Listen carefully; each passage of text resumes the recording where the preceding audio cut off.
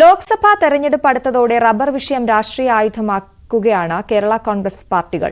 ഈ മാസം 13-ന് കടുത്തുരുത്തിയിൽ നിന്ന് കോട്ടയത്തേക്ക് ലോങ് മാർച്ച് നടത്തിയാണ് ജോസഫ് ഗ്രൂപ്പ് പ്രതിഷേധം തുടങ്ങുന്നത്. അതേസമയം സർക്കാരിനെ കൊണ്ട് വില വർദ്ധിപ്പിക്കാനുള്ള നീക്കങ്ങളിലാണ് ജോസ് കെ മാണി വിഭാഗം. ഏറെ നാളായി കിതയ്ക്കുന്ന റബ്ബർ വില മധ്യ കേരളത്തിലെ രാഷ്ട്രീയത്തിന് പ്രധാന ആയുധമാണ്. അതുകൊണ്ട് തന്നെയാണ് സംസ്ഥാന തലത്തിൽ റബ്ബർ കർഷക സമരം നടത്താൻ ജോസഫ് ഗ്രൂപ്പ് തീരുമാനിച്ചത്.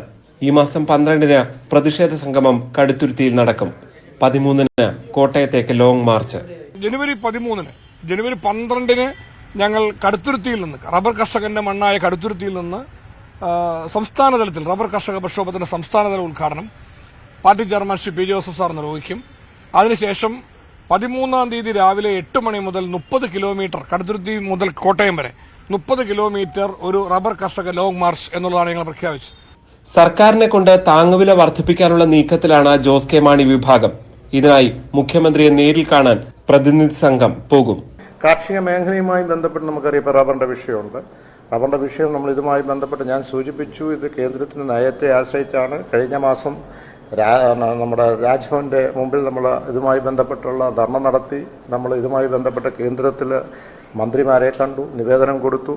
പക്ഷേ നമുക്കറിയാം നമ്മുടെ മാനിഫെസ്റ്റോയിൽ സംസ്ഥാന സർക്കാരിന് പരിമിതികളുണ്ട്, സാമ്പത്തികമായ ബുദ്ധിമുട്ടുകളുണ്ട്. പക്ഷേ നമ്മുടെ മാനിഫെസ്റ്റോയിൽ തന്നെ നമ്മൾ പറഞ്ഞിരിക്കുന്നത് 250 ആക്കണമെന്നുള്ളതാണ്. അതുതന്നെയാണ് കേരള കോൺഗ്രസിന്റെ ആവശ്യവും. അപ്പോൾ ഇതുമായി ബന്ധപ്പെട്ട് നമ്മൾ ഇടപെട്ടിട്ടുണ്ട്. വീണ്ടും കേരള കോൺഗ്രസ് പാർട്ടിയുടെ ഒരു നിവേദനമായി നമ്മുടെ ജനപ്രതിനിധികൾ MLA-മാരും MP-മാരും മുഖ്യമന്ത്രിയും സർക്കാരിനെ കണ്ട് വീണ്ടും ഇത് ആവശ്യപ്പെടുന്നതായിരിക്കും. അടുത്ത ബജറ്റിൽ വില സ്ഥിരതാ ഫണ്ടിലൂടെ വർധനവ് പ്രഖ്യാപിച്ച് നേട്ടം കൊയ്യുകയാണ് കേരള കോൺഗ്രസ് എമ്മിന്റെ ലക്ഷ്യം.